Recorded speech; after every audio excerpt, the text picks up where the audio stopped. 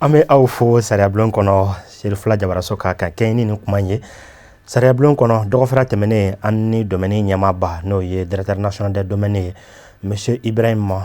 Sempara, juriste inspecteur des impôts et officier de l'ordre national du Mali an n'ale sigira ka masala a ye cakɛda in a ka baara ɲɛfɔ an ɲɛna kuma min na n'an ye cakɛda ka baara dɔ ko tɔw bɛ sɔn ka nɔgɔya an bolo o de la bi an ye layiru ta aw ye k'a fɔ bi sigi o n'a boli kɛ min ka o ye titre foncier ko ye ni ne ko ko titre foncier bi togodalamɔgɔw bɛɛ jɔrɔlen don bɛɛ haminen don titre foncier ko a kunban bɛ an na maa caman ye ɲininkali k'an na k'a fɔ ni an ye garisɛgɛ sɔrɔ ani domaine ɲɛmaaw ka se ka sigi ka kuma k'an ka u ka ɲininkaliw kɛ o ɲininkaliw an ma ɲina si kɔ aw ka ɲininkali dafalen bɛ an bolo bi ka tɛngu an ka maa wele na walasa a k'aw jaabi ni hakilina in ka le thème du jour les conditions et procédures d'obtention des titres fonciers au Mali. Titre foncier a bɛ sɔrɔ kun jumɛn na tamasira jumɛn b'a la walasa ka titre foncier sɔrɔ sɔngɔ wariko ni wariko b'a la musakakow ta fanfɛ ni ala sɔnna o bɛɛ lajɛlen an na o dɔn bi sariya bulon kɔnɔ k'a sɔrɔ an ma a lajɛ ko min ye passion ye ka hamina fɔ a la sariya k'a tile k'o fɔ an ɲɛna jango ale yɛrɛ sariya tigilamɔgɔ ye an b'a fɔ ka waleɲuman dɔn monsieur Ibrahim Sempara, juriste inspecteur des impôts officier de l'ordre national du Mali.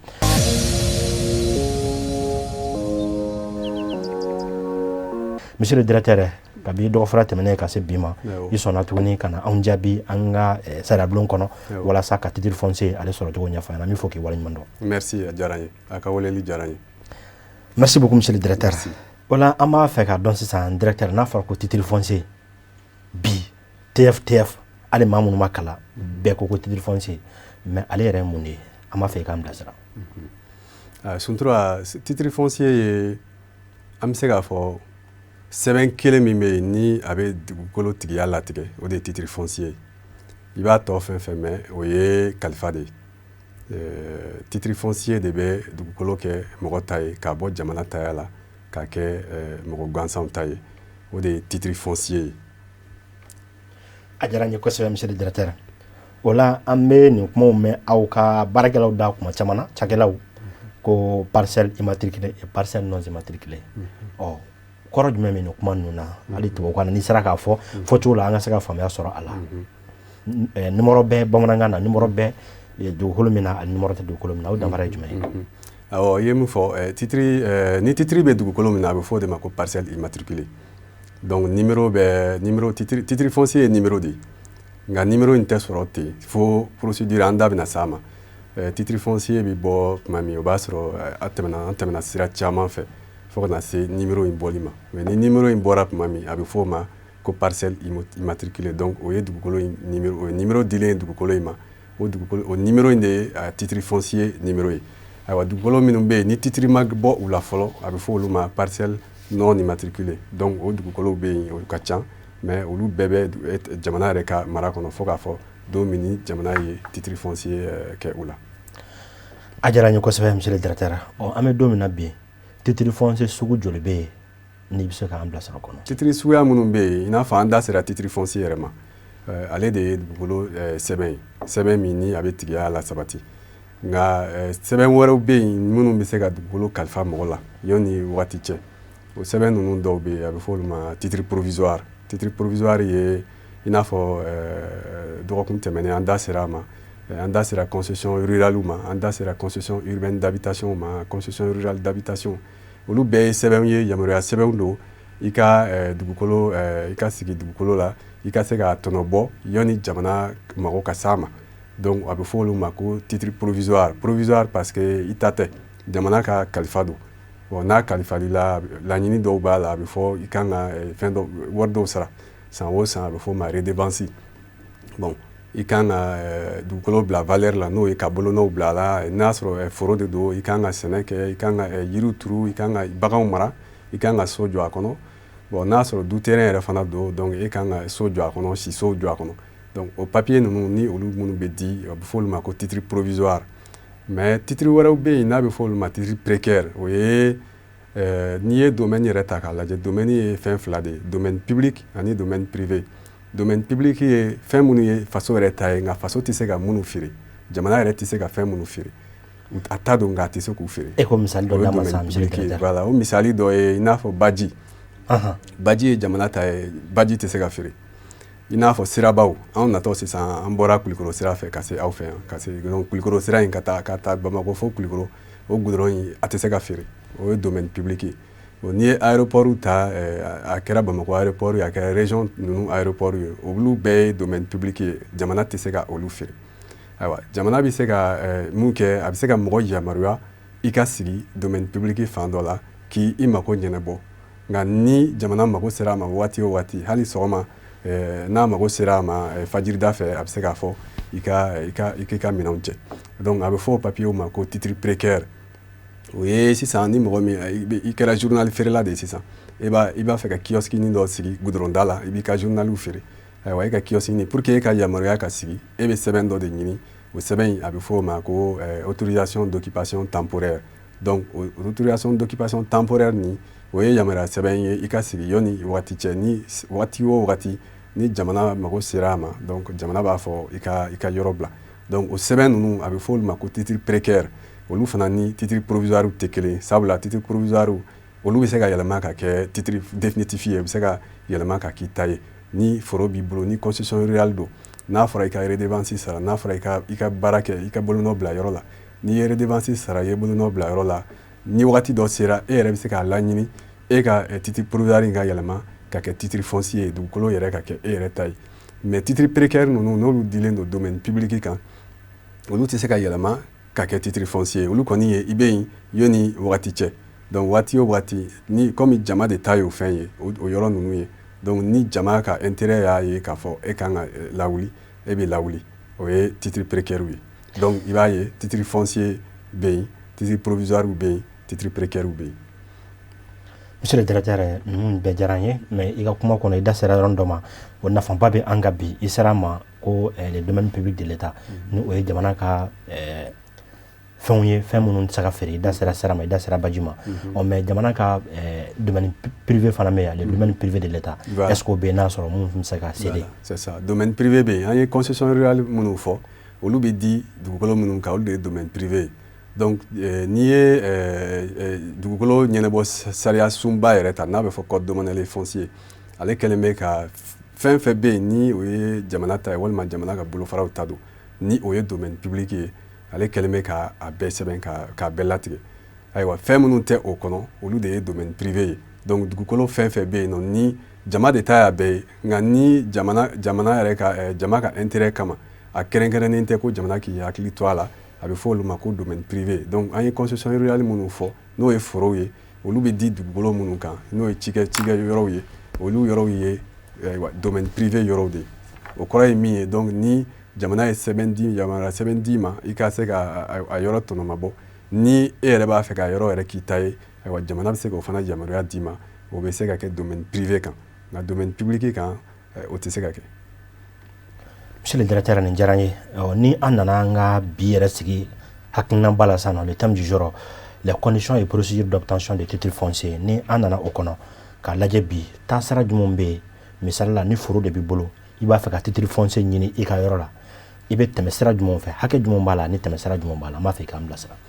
ayiwa ni an bɛna bakurubaw fɔ sabula titre foncier a procédure ka jan nka nafa bɛ a janya la nafa min b'a la n bɛna ɲɛfɔ aw yɛrɛ bɛna faamuya ni mɔgɔ min ni e mago bɛ titre foncier la e bɛ demande kɛ i b'a adressé domaine service la service min bɛ région kɔnɔna la n'a bɛ fɔ direction régionale ayiwa n'i ye a laɲini kɛ ka taa bila direction régionale des domaines na olu de bɛ a sɛgɛsɛgɛ u b'a sɛgɛsɛgɛ fɔlɔ k'a lajɛ dugukolo in ye e bɛ dugukolo min n'i b'a titre nɔfɛ ayiwa dugukolo in bɛ a bɛ fan jumɛn ye ayiwa a ka lahala ye jumɛn ye o bɛ ɲɛɲini nka domaine dɔrɔn t'a ɲɛɲini u bɛ service wɛrɛw bolo don a ko la ayiwa ni o fanba ye urbanisme ye nka ni dugukolo min don n'a bɛ cikɛ togodaw la service wɛrɛw bɛ yen i n'a fɔ génie rural i n'a fɔ agriculture i n'a fɔ eaux et forêts olu fana bɛ ɲininka k'a fɔ ayiwa karisa bɛ fɛ ka nin yɔrɔ titre foncier ɲini aw hakilina ye jumɛn ye donc olu fana baarakɛ sɛbɛnw de b'u bolo u fana b'a lajɛ olu kɔnɔ ni o sɛbɛnw bɛɛ y'a yamaruya k'a fɔ yɔrɔ bɛ se ka di ayiwa u fɛla ye min ye u bɛ o fɔ ayiwa ni fɛla ninnu bɛɛ kɛra ɲuman ye hali ni kelen kɛra min man ɲi ayiwa a bɛ f'i ɲɛna k'a fɔ titre in tɛ se ka d'i ma mais ni fɛla ninnu bɛɛ kɛra ɲuman ye ayiwa sɛbɛn dɔ de bɛ ci domaine chef de bureau fɛ ni an y'a fɔ domaine bureau bɛ Mali cercle bɛɛ kɔnɔ donc direction régionale bɛ ni ale ye sɛgɛsɛgɛli fɔlɔw kɛ ale bi dossier bila ka taa di chef de bureau ma alors donc chef de bureau de bɛ sɛbɛn dɔ ci géométrie dɔ ma alors géométrie ye olu fana ye cakɛlaw ye minnu ni jamana yɛrɛ olu yamaruya k'a fɔ olu de bɛ dugukolow suma olu de bɛ a sɛbɛnw dilan n'a bɛ fɔ o ma ko plan donc domaine bɛ lettre dɔ ci chef de bureau ma pour que ale ka taa yɔrɔ lajɛ a bɛ taa yɔrɔ in plan dilan plan min bɛ na yira cadastre la sabula an ni service dɔ bɛ baara kɛ n'a bɛ fɔ o ma ko direction du cadastre bon domaine ni cadastre a bɛ fɔ ko niveau central c'est-à-dire n'i ye direction nationale lajɛ a faralen bɛ ka bɔ ɲɔgɔn na nka n'i taara région kɔnɔ a bɛɛ ye service kelen donc division dɔ bɛ a direction ninnu kɔnɔ n'a bɛ fɔ division du cadastre ni géométrie ye plan in dilan a bɛ taa yira o division du cadastre la olu b'a sɛgɛsɛgɛ u fana bɛ taa terrain kan u b'a lajɛ géométrie ye sumali min kɛ est ce que a dafalen don est ce que fili t'a kɔnɔ ni fili yera a kɔnɔ a bɛ fɔ géométrie ka o yɔrɔw lajɛ ni o bɛɛ bɔra tuma min ayiwa dossier bɛ segin ka na di chef de bureau ma ni dossier dira a ma ale bɛ papier dɔ labɛn n'a bɛ fɔ o ma ko avis de demande d'immatriculation o avis in fana bɛ labɛn n'i taara domaine yɛrɛ la i b'a ye livre belebeleba dɔw bɛ yen a bɛ fɔ a dɔw ma ko registre des formalités préalables a bɛ sɛbɛn o kɔnɔ plan in bɛ sɛbɛn tɔgɔ plan in fɛn bɛɛ bɛ sɛbɛn o kɔnɔ dugukolo bonya ye min ye a bɛ yɔrɔ min na ayiwa mɔgɔ min bɛ k'a laɲini o bɛɛ bɛ sɛbɛn o registre in kɔnɔ n'o kɛra sɛbɛn in bɛ dilan sɛbɛn dɔ bɛ dilan ka taa di journal dɔ ma n'a bɛ fɔ journal d'annonce légale alors donc o journal in b'a publier k'a fɔ ko ayiwa karisa bɛ ka nin yɔrɔ laɲini a b'a fɛ k'a kɛ titre foncier ye ayiwa ni mɔgɔ min fana ni e yɛrɛ bolo i taaya bɛ se a yɔrɔ ma ayiwa e ka wuli ka se domaine na ka a ɲɛfɔ ayiwa o journal in mana publier ayiwa journal in bɛ taa di domaine ma domaine bɛ sɛbɛn dɔ dilan a bɛ journal in lajɛ a bɛ sɛbɛn dɔ dilan ka taa di greffier ma tribunal bɛ Mali fan bɛɛ fɛ donc tribunal min ni dugukolo in bɛ ale ka mara kɔnɔ o greffier en chef lettre dɔ bɛ ci a ma k'a fɔ ayiwa karisa bɛ ka nin yɔrɔ in titre foncier ɲini ayiwa e fana ka fara an kan comme journal y'a publier e fana ka nin papier in i b'a genge tribunal kogo la yalasa mɔgɔ o mɔgɔ bɛ tɛmɛ tribunal kɔnɔ bɛɛ ka se k'a kalan k'a fɔ karisa mago bɛ titre foncier la nin dugukolo in kan ayiwa greffier b'o baara kɛ a bɛ sɛbɛn dɔ lasegin domaine chef de bureau ma k'a fɔ ko a ye papier in affiché papier in ɲɔgɔnna wɛrɛw bɛ ci mɔgɔ wɛrɛw ma i n'a fɔ procureur min bɛ a bɛ yɔrɔ min procureur min ka mara kɔnɔ papier in bɛ ci o ma k'o bɔ a kalama o t'a y'o ye dɔ bɛ ci maire ma ayiwa dɔ bɛ ci dugutigi kɔsan in na an ye min don sariya kɔnɔ sabula a yera k'a fɔ Mali kɔnɔ sariya ko a bɛ publier journal kɔnɔ nka mɔgɔ caman tɛ journal kalan mɔgɔ caman yɛrɛ ma kalan tubabukan na bon hali minnu kalanlen tubabukan na i b'a ye caman tɛ journal kalan donc a yera k'a fɔ dugutigiw ka sen don a la donc a donna sariya kɔnɔ k'a fɔ sɛbɛn in dɔ bɛ ci dugutigi fana ma k'ale fana bɔ a kalama ayiwa n'o kɛra a bɛ fɔ mɔgɔ o mɔgɔ ni e yɛrɛ bolo i ta ye yɔrɔ in ye i ta ye i ka a ka laada la dugukolo de don o walima papier jamana yɛrɛ ye sɛbɛn dɔ di e ma yɔrɔ kelen in kan o e bi yamaruya ka taa tile 60 bi di e ma i ka taa a ɲɛfɔ i ka t'i ka damakasili kɛ domaine chef de bureau fɛ yen n'i sera ale fɛ yen nɔ hali n'i ma kalan hali n'i ma sɛbɛn hali n'i ma lettre sɛbɛn i bɛ se k'a fɔ hali da la registre dɔ fana b'a bolo o kama a bɛ registre in ta a b'i ka laɲini a b'a sɛbɛn a kɔnɔ n'a y'o sɛbɛn a kɔnɔ sɛgɛsɛgɛliw bɛ kɛ mɔgɔ min ye titre ɲini o bɛ bɔ a kalama a bɛ fɔ o ɲɛna k'a fɔ e bɛ titre nɔfɛ nka a fɔra karisa ko ale fana ta ye nin yɔrɔ in ye ayiwa donc a ko bɛ ɲɛɲini ni ayiwa mɔgɔ fila ninnu n'u bɛnn'a la sabula tuma dɔw la mɔgɔw bɛ bɛn a la n'u bɛnn'a la o bɛ fɔ chef de bureau ɲɛna baara bɛ taa ɲɛ nka ni u ma bɛn a la chef de bureau bɛ papier labɛn a b'a bila ka taa tribunal la alors donc tribunal bɛ a partie fila bɛɛ wele ni a tora min t'a la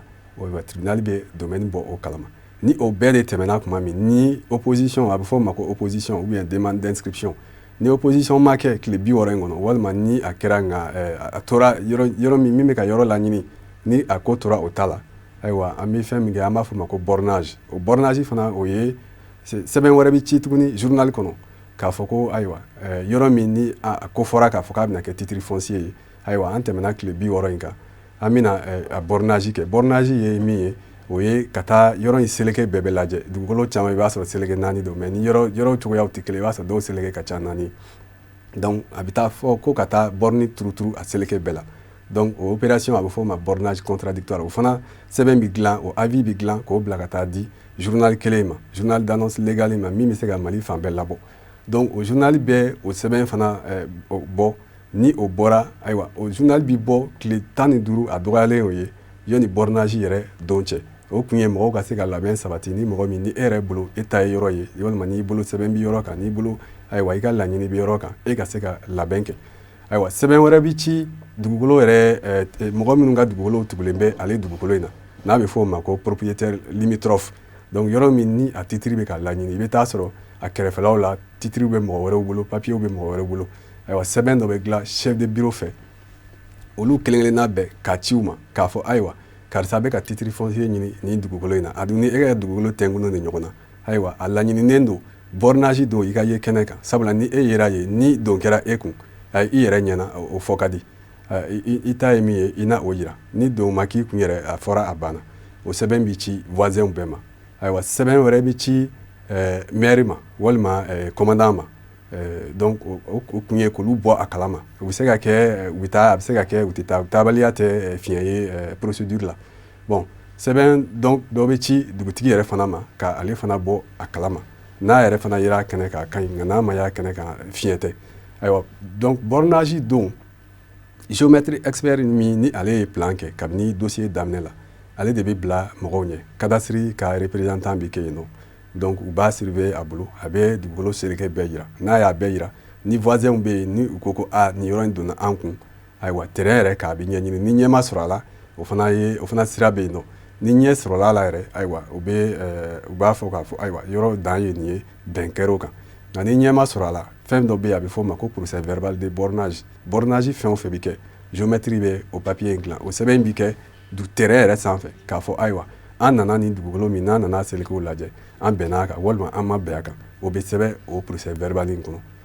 géométre bɛ o dilan n'a y'o dilan bɛɛ b'i bolonɔ bila a la mɔgɔ min bɛ ka laɲini kɛ o géométre yɛrɛ o cadastre min n'ale ka représentant bɛ o ni voisins nana olu fana bolonɔ bɛ bila a la dugutigi o administration o fɛn fɛn nana bɛɛ bolonɔ bɛ bila a la ni o kɛra géométre mana segin a ka bureau la a bɛ sɔrɔ ka plan dilan donc cette fois-ci ale plan fɔlɔ min dilan a b'o lajɛ ni yɛlɛma donn'o la sabula bornage de ye dugukolo yɛrɛ seleke latigɛli ye donc ni yɛlɛma donn'o la a bɛ se ka kɛ dɔɔni bi fara bonya kan dɔɔni bi bɔ bonya na walima ayiwa a siraw ta cogoyaw bɛ se ka yɛlɛma ni bɛn kɛra min ka terrain kan géométre bɛ taa baara kɛ n'o ye a b'o plan de dilan n'a y'o dilan a b'o bila ka taa di cadastre la tuguni n'a y'o bila ka taa olu b'a lajɛ comme u yɛrɛ ka mɔgɔ tun bɛ dugukolo a don a kɛnɛ kan donc u b'a lajɛ n'a y'a sɔrɔ sɛgɛsɛgɛliw la ni a ɲɛna n'a ma ɲɛ a bɛ fɔ géométre ye a kan ka dilan sira min fɛ o bɛ yira a la n'a ɲɛna yɛrɛ tuma min ayiwa dossier bɛ bila ka taa di domaine chef de bureau ma n'a taara di ale ma ale bɛ baara damadamaw kɛ a b'a sɛbɛn registre dɔ kɔnɔ n'a bɛ fɔ o ma ko registre de dépôt k'a fɔ titre min n'a laɲinina ayiwa a baara sabatira a baara banna fo ka se bornage ma ayiwa wɔyɔmaya la kɛlɛmaya la ayiwa titre bɛ se ka créer donc o waati de la numéro bɛ di terrain ma k'a fɔ ko parcelle immatriculée ye ɲininkali min kɛ kuma daminɛ la donc o de ye terrain immatriculé ye titre foncier numéro dɔ bɛ d'a ma i bɛ se k'a mɛn titre foncier numéro 10 de la commune 5 ou bien titre foncier numéro 20 de Sikaso o n'a ɲɔgɔnnaw donc o numéro bɛ bɔ registre de dépôt ani livre foncier de kɔnɔ sabula n'i ye domaine baarakɛda fɛn o fɛn ta titre tɛ se ka créer ni registre dɔ tɛ n'a bɛ fɔ o ma ko livre foncier o livre foncier ni donc titre numéro bɛɛ bɛ o de kɔnɔ ni kibaruya fɛn fɛn bɛ dugukolo kan o bɛɛ bɛ sɛbɛn o don o titre foncier in kɔnɔ k'a fɔ a dugukolo in a bonya ye tari 5 wala a bonya ye tari 10 de ayiwa a bɛ Sikaso de ayiwa ani karisa ni karisa de ka dugukolo tɛnkunnen don ɲɔgɔn na a titre dilanna nin don o bɛɛ bɛ sɛbɛn o livre foncier in kɔnɔ o ye titre foncier dilannen ye nka comme an y'a fɔ cogo min kuma daminɛ na dugukolo fɛn o fɛn ni titre t'a la a bɛɛ ye faso de ta ye ni e y'a laɲini ko titre ka k'a la ayiwa titre in bɛ dilan don min a bɛ dilan faso tɔgɔ la nka puisque e de y'a laɲini ko ayiwa ko ka titre k'a la donc labɛnw bɛ kɛ sisan titre in bɛ se ka yɛlɛma e tɔgɔ la o yɛlɛma in sen fɛ donc e kan ka musaka minnu sara a bɛ fɔ o ma ko prix de cession sabula jamana ye sɛbɛn dɔw ta n'a bɛ fɔ o ma ko décret ka prix de cession fixé k'a fɔ terrain min n'a bɛ Menaka walima terrain min n'a bɛ Gawo ayiwa a mètre carré prix ye nin hakɛ ye donc o de bɛ o sɛbɛnw bɛ lajɛ o bɛ calculer k'a fɔ a bɛ bɛn ni wari hakɛ ma o bɛ ci e ma n'o notifié la i bɛ labɛn kɛ ka o wari sara bon n'a wari ka ca i ma a diyagoyalen tɛ k'i k'a bɛɛ sara yɔrɔnin kelen n'i bɛ se k'a sara hali dɔɔni dɔɔni i b'a sara dɔɔni dɔɔni n'i tilala sarali la ayiwa session bɛ kɛ o session in ayiwa domaine directeur national de bɛ ale kɛ nka sariya y'a yamaruya k'a fɔ région kɔnɔnaw la a ka représentant minnu bɛ yen n'o ye directeur régionaux ye donc olu bɛ session kɛ n'a bɛ fɔ o ma acte administratif de session ni o acte administratif kɛra chef de bureau fana bɛ tila ka segin ka na sɛbɛn livre foncier kɔnɔ k'a fɔ ni titre foncier min n'a kun dilanna jamana tɔgɔ la ayiwa jamana y'a feere karisa ma ayiwa donc o dilanna ni sɛbɛn min ye o sɛbɛn ye directeur régional ka acte administratif ye n'o de kɛra titre foncier yɛrɛ papier bɛ di e ma a bɛ fɔ o ma ko copie du titre foncier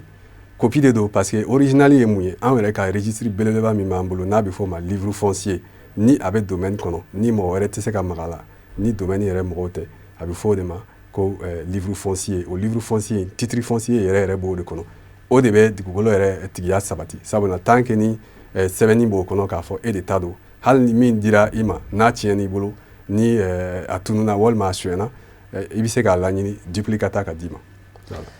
Monsieur le directeur an bɔlen kɔ nin kɛnɛ ka bi an tɛna maa si ɲininka bilen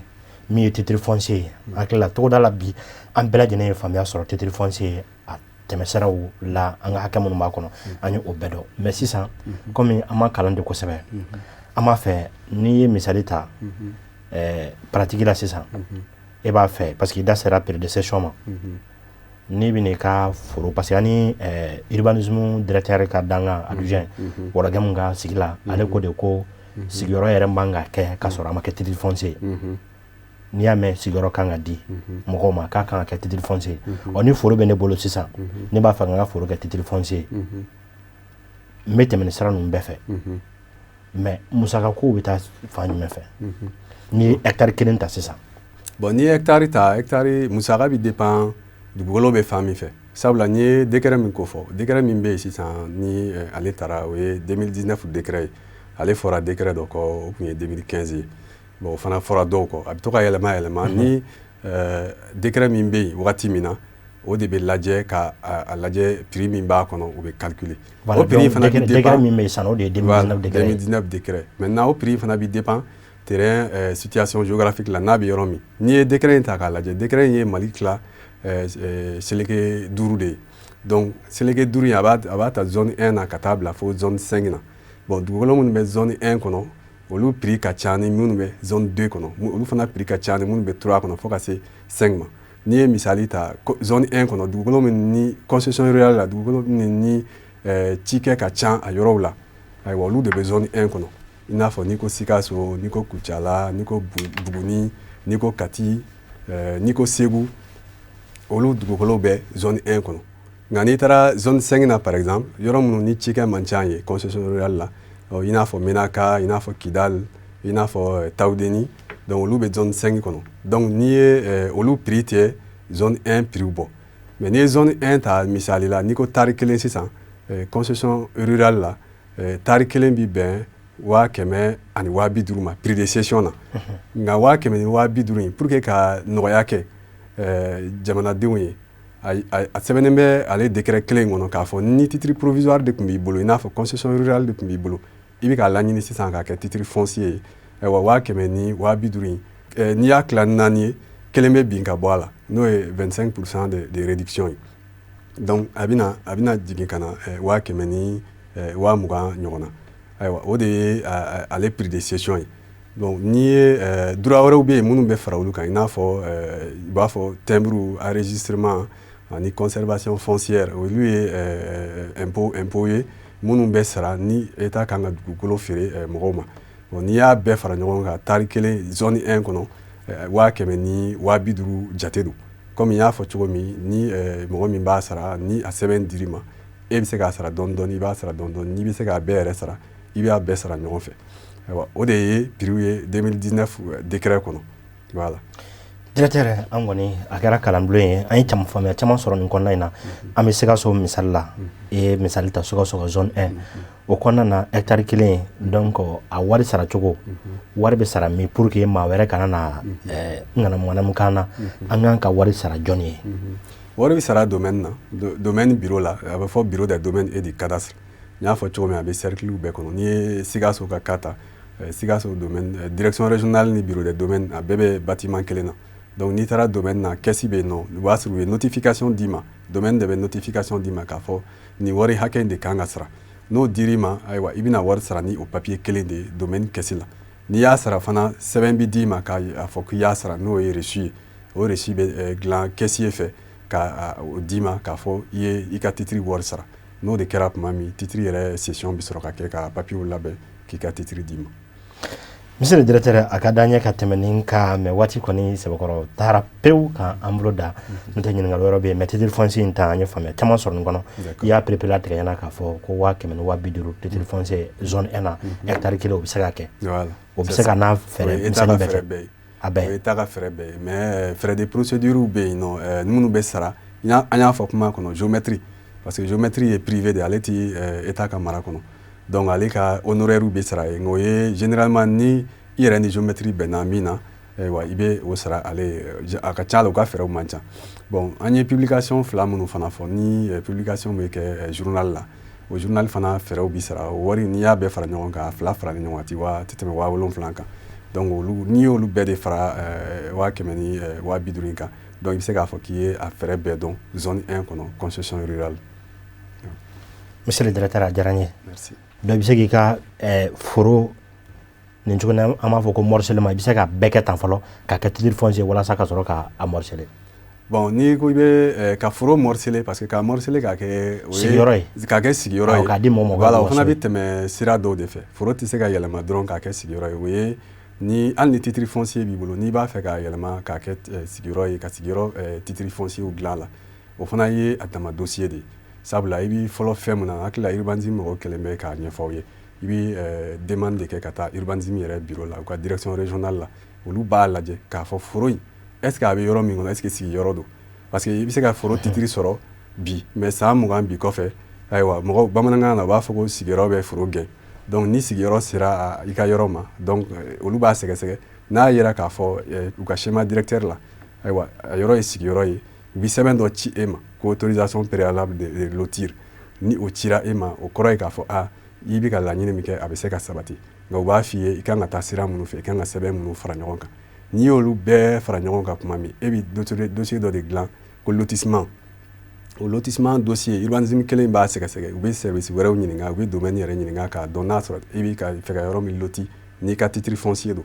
u bɛ service wɛrɛw ɲininka olu fana ta ye min ye a yɔrɔ la u b'olu fɔ ni o bɛɛ kɛra tuma min dossier bɛ di gouverneur ma gouverneur de bɛ yamaruya di k'a fɔ i ka lotissement kɛ donc n'ale arrêté ta o bɛ plan approuvé k'a fɔ i ka lotissement kɛ ni o arrêté dir'i ma tuma min ayiwa o de bɛ appliqué borniw bɛ turu terrain kan ayiwa ni donc e b'a fɛ sisan lotissement in bɛ parcelle numéro n'a tɔgɔw bɛɛ fɔ ni olu bɛɛ kɛra tuma min e bɛ se k'a laɲini o parcelle ka yɛlɛma k'a kɛ titre individuel ye donc o morcellement ye titre global b'i bolo ka ban donc dɔw a bɛ tigɛ sisan k'a kɛ du terrain ye o fana procédure bɛ yen géométrie kelen bɛ saisi ni procédure banna i ka titre individuel bɛ dilan ka d'i ma i n'a fɔ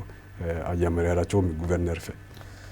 Monsieur le directeur an bɛ kɔni fo k'i waleɲuman dɔn nin walawalali ninnu na bamanankan n'a ta an nisɔndiyara kosɛbɛ ni sigi in senfɛ o la bilasiralikan laban kuma surumani na walasa ka bi jɛmukan a kuncɛ. Bon an b'aw fo Suntura an bɛ Serifila TV fo an bɛ segin k'aw fo kuma daminɛ na an y'aw fo an bɛ segin k'aw fo sabula kunnafoni jɛlen a n'a ɲuman jamanadenw mako b'o la surtout dugukoloko la an yɛrɛ y'a fɔ cogo min a mankan ka ca mankan in caman ye mɔgɔw t'a dɔn u kan ka taa sira min fɛ hali minnu bolo yɛrɛ b'a la olu yɛrɛ kan ka kuma dɔw la u kan ka kunnafoni ayiwa service yɛrɛ dama kan ka kuma ɲɔgɔn fɛ ayiwa population fana kan ka informer ni o information in continuera a ka ca ala fɛ an ka laɲiniw bɛ sabati caman bɛ bɔ a mankan na a wɔyɔ la ayiwa. Merci. Monsieur le directeur a diyara n ye mais avec votre permission waati n'a nataw la an dana se sigi wɛrɛ ma ni o ye transaction foncière et redevance annuelle ye ka se k'o da an tulo kan musaka mun bɛ sara nin kɛnɛ kelen kan ani impôt mɔgɔw sigira u ye impôt jɔyɔrɔ fɔ jamana yiriwa la douane directeur an n'a sigira nin kɛnɛ kelen kan a y'o de kuma fɔ domaine fana jɔyɔrɔ min bɛ titre ko ninnu kɔfɛ jamana sɔrɔ yiriwa la an mako na s'i ma dɔrɔn nataw la. D'accord an b'aw ka bila la. A diyara n ye. Merci beaucoup, monsieur le directeur. Ola angama wolele amba foka walenyando monsieur Ibrahim Sempara, juriste inspecteur des impôts, officier de l'ordre national la Djimali et directeur national des domaines Djimali. Anale kume ñogon fe. Nin ko fe ni ansera ka gartiga soro min fana e cadastre domaine ni cadastre kume ñogon fe. C'était la direction nationale des domaines et du cadastre, mais sisan o fana bolo farala ka boala. Anyi domaine ka bara de chomna ana la je fana cadastre ka bara e moye. No dona ndali mala ka fo o dogolo ko koni kuma am se ka abla yoro lati amo la ruta o ye ni ala sona cadastre directeur anu na ñogo soro wala saka masala ni ko kelen ka ka bara ango do na la sona ama fo akame watibere. Assalamu alaikum wa rahmatullahi ta'ala barakatuh.